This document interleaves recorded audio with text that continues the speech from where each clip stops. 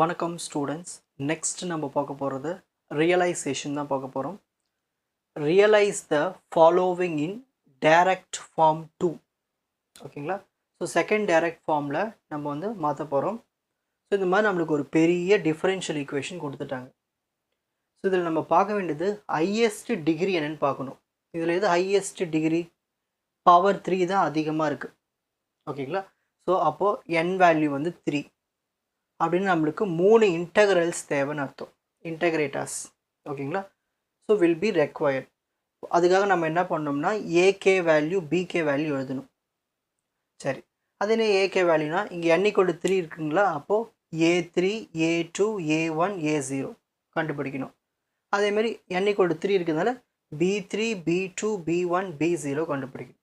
ஓகேங்களா? சரி, அது என்ன சார் A3னா d cube y of t by dt cube நுடைய கோஎஃபிஷியன்ட். இதோட கோஎஃபிஷியன்ட் இருக்குங்க 1. ஸோ 1 எழுதியாச்சு. Next d square y of t by dt cube அதோட கோஎஃபிஷியன்ட் 4 எழுதியாச்சு. அப்படியே குறைச்சிக்கிட்டே வாங்க. இப்போ 3க்கு பவர் 3க்கு எழுதியாச்சு, பவர் 2க்கு எழுதியாச்சு. இப்போ பவர் 1க்கு கோஎஃபிஷியன்ட் இருக்குது 7. நெக்ஸ்ட் வெறும் y of tக்கு என்ன இருக்குது? கோஎஃபிஷியன்ட் 8. ஸோ இப்படி தான் வந்து அதோட கோஎஃபிஷியன்ஸை எழுதணும்.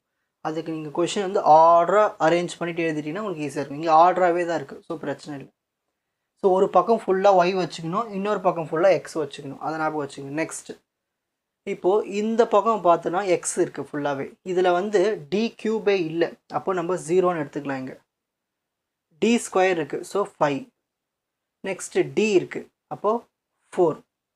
ஸோ டி இல்லாத டேர்ம் நார்மல் டேர்ம் இருக்குது. ஸோ 7. ஸோ இந்த மாதிரி வேல்யூஸ்லாம் எடுத்து எழுதணும். இப்போது டைரக்ட் ஃபார்ம் 2க்கு இதை வரைய போகிறோம். ஸோ ஃபஸ்ட்டு எக்ஸ் ஆஃப் டீன்னு எழுதணும். ப்ளஸ் சிம்பிள் போட்டுக்குங்க. ஸோ எக்ஸ் ஆஃப் டி ஒரு ப்ளஸ் சிம்பிள் போட்டுட்டு ஒரு லைன் இப்படி போட்டுட்டு அகைன் ஒரு ப்ளஸ் சிம்பிள் போட்டு இங்கே க்ளோஸ் பண்ணிவிடுங்க y of t. So input லாஸ்ட்டில் நம்மளுக்கு அவுட்புட்டு. இப்போ நம்ம பார்க்க வேண்டியது நம்ம ஸ்டார்டிங்கில் சொல்லியாச்சு n வேல்யூ என்னது 3. அப்போ 3 இன்டகிரல் சிம்பிள் வரும். 1 2 3 இந்த மாதிரி 3 இன்டகிரல் சிம்பிள் வரும். ஏன் 3 integral simple? So first order, second order, third order இந்த மாதிரி போய்கிட்டே இருக்கும். ஓகேங்களா? So first order, second order, third order, அதாவது தான் 3 இன்டகிரல் சிம்பிள் வருது. சரி, இங்கே ஃபஸ்ட்டு நம்ம என்ன பண்ண போகிறோன்னா எக்ஸ் ஆஃப் டீக்கு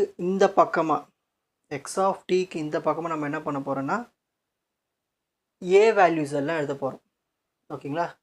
ஏ வேல்யூஸ். ஸோ ஃபஸ்ட்டு ஏ வேல்யூனா இருக்குது A3 1. ஸோ இந்த இடத்துல 1 எழுத வேண்டிய அவசியம் இல்லை. ஸ்டார்டிங்கில் எழுத வேண்டிய எதுவுமே அவசியம் இல்லை. வெறும் கோடு மட்டும் போட்டால் போதும். ஓகேங்களா? நெக்ஸ்ட் அடுத்த ஏ வேல்யூனா இருக்குது 4. ஸோ அதுக்கு என்ன பண்ணுறேன்னா இங்கே ஒரு இன்டகிரல் போட்டுட்டு ஸோ இது வழியே நான் இங்கே ஒரு ப்ளஸில் லிங்க்கு கொடுத்து இதில் 4 கொடுக்குறேன். அதாவது நான் இங்கே +4 இருந்தால் இங்கே -4ன்னு கொடுக்கணும். ஓகேங்களா? நெக்ஸ்ட் அடுத்தது 7. திரும்ப என்ன பண்ணுறேன்னா இன்னொரு இன்டகிரல் கொடுக்குறேன். ஸோ அதை எடுத்துகிட்டு வந்து இந்த இன்னொரு ப்ளஸில் வந்து ஆட் பண்ணுறேன். ஸோ இங்கே +7 இருந்தால் இங்கே -7ன்னு மார்க் பண்ணணும். நெக்ஸ்ட் அடுத்த ஏ வேல்யூ 8.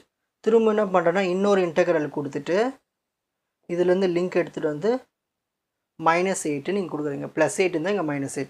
இப்போ இது எல்லாத்தையும் எடுத்துகிட்டு வந்து ப்ளஸில் ஆட் பண்ணியாச்சு. ஸோ இந்த ப்ளஸ் எடுத்து இந்த ப்ளஸில் ஆட் பண்ணியாச்சு. இந்த ப்ளஸ் எடுத்து இந்த ப்ளஸில் ஆட் பண்ணி இது அப்படியே அவுட்புட்டுக்கு போயிடும். சரி, இப்போ அடுத்தது பி வேல்யூஸ். ஸோ B3 இருக்குது 0. B3 என்னது? Third order. எப்பயுமே கீழே தான் இருக்கும். ஓகேங்களா?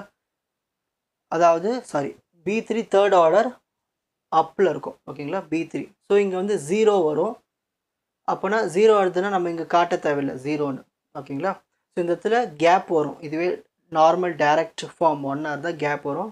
நம்ம இங்கே எதுவுமே போடலைன்னா விட்டுடுங்க. ஓகேங்களா? வேணால் இங்கே மட்டும் வேணால் நீங்கள் மார்க் பண்ணலாம். ஸோ இங்கே +1 இருந்தால் -1 மார்க் பண்ணலாம். ஸோ இந்த இடத்துல 0ன்னு நீங்கள் காமிச்சிக்கலாம். ஓகேங்களா? சரி, நெக்ஸ்ட் B2 5. அப்போ இந்த இடத்துல வரும் 5. ஓகேங்களா? நெக்ஸ்ட் B1 வந்து 4. அதேமாதிரி நல்லா கவனிங்க. இந்த பக்கம் எழுதும் போது மட்டும் சைன் சேஞ்ச் பண்ணி எழுதணும்.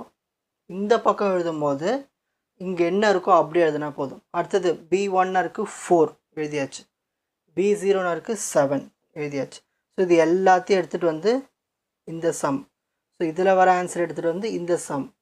ஸோ இதில் வர ஆன்சர் எடுத்து இந்த சம்மில் கொடுத்துட்டோம்னா இதுதான் டைரக்ட் ஃபார்ம் 2. ஸோ இதில் நீங்கள் தெரிஞ்சிக்க வேண்டியது, இந்த சைடு எழுதும்போது சைன் சேஞ்ச் பண்ணி எழுதணும், இந்த சைடு எழுதும்போது சைன் சேஞ்ச் பண்ணி எழுத வேண்டிய அவசியம் இல்லை. ஓகேங்களா?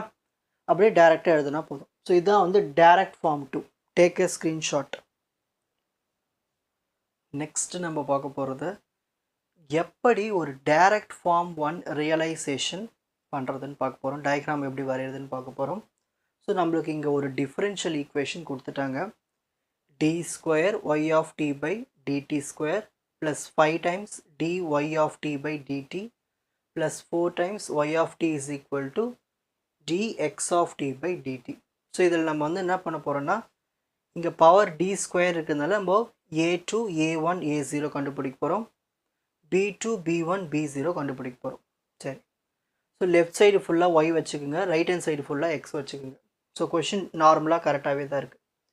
இப்போது டி ஸ்கொயரோட கோஎஃபிஷியன்ட் என்ன இருக்குது, இங்கே எதுவுமே இல்லைனா 1 இருக்குன்னு அர்த்தம். So a2 value 1. dy by டிடினுடைய கோஎஃபிஷியன்ட் இருக்குது 5. So a1 5. Next y of டீனுடைய கோஎஃபிஷியன்ட் இருக்குது 4. So a0 4.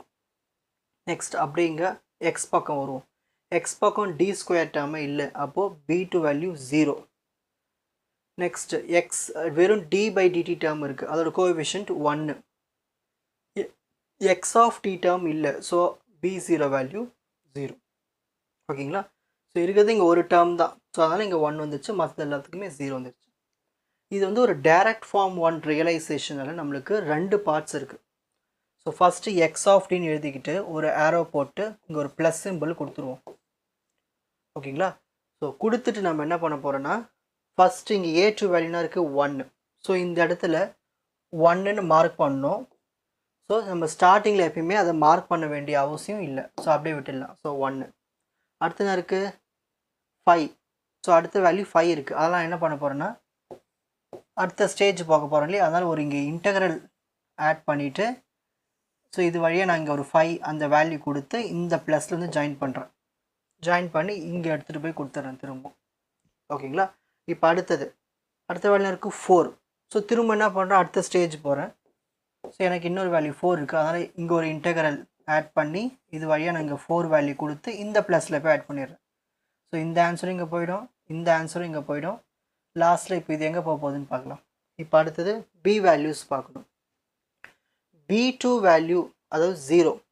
ஸோ ஸ்டார்டிங்கே இங்கே 0 இருக்குது. ஸோ நம்ம இங்கே என்ன பண்ண தேவையில்லை, இந்த பக்கம் ஜாயின் பண்ண தேவையில்லை, அப்படியே கேப் விட்டால் போதும் 0.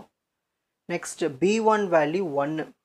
அப்போனா எனக்கு அடுத்த ஸ்டேஜ் போகிறேன், எனக்கு ஒரு இங்கே வேல்யூ இருக்குது. அப்போ நான் என்ன பண்ண போகிறேன்னா, ஸோ இங்கே ஒரு இன்டெக்ரல் சிம்பிள் போட்டு இது வழியாக நான் என்ன பண்ணுறேன் 1ன்னு கொடுத்து இதை எடுத்துகிட்டு டேரெக்டாக அவுட்புட்டில் கொடுத்துருவோம் ஒய் ஆஃப் டியில். b0 value 0. ஸோ கீழே போகும்போது இங்கே எனக்கு எதுவுமே 0 தான் இருக்குது. ஸோ 0 வந்து நம்ம டயக்ராம் வரைய தேவையில்லை. அதாவது ஒரு ஸ்டேஜ் இது a2 a1 a0. அதே மாதிரி தான் b2 0 எதுவுமே லைன் போடல, b1க்கு ஒரு இன்டெக்ரல் கொடுத்தாச்சு, b0 எதுவுமே இல்லை, அப்படி விட்டாச்சு. ஸோ எக்ஸ் ஆஃப் டியில் ஸ்டார்ட் பண்ணி ஒய் ஆஃப் டியில் முடிச்சாச்சு. ஸோ இப்படி தான் டைரக்ட் ஃபார்ம் 1 ரியலைசேஷன் பண்ணணும். Take a screenshot. உங்களுக்கு இந்த கண்டென்ட் ஈஸியாக புரிஞ்சிருக்கும்னு நினைக்கிறேன். வாட்ச் அதர் எபிசோட்ஸ் இன் த appropriate playlist. Fuji silver academy strength success clarity. வணக்கம்.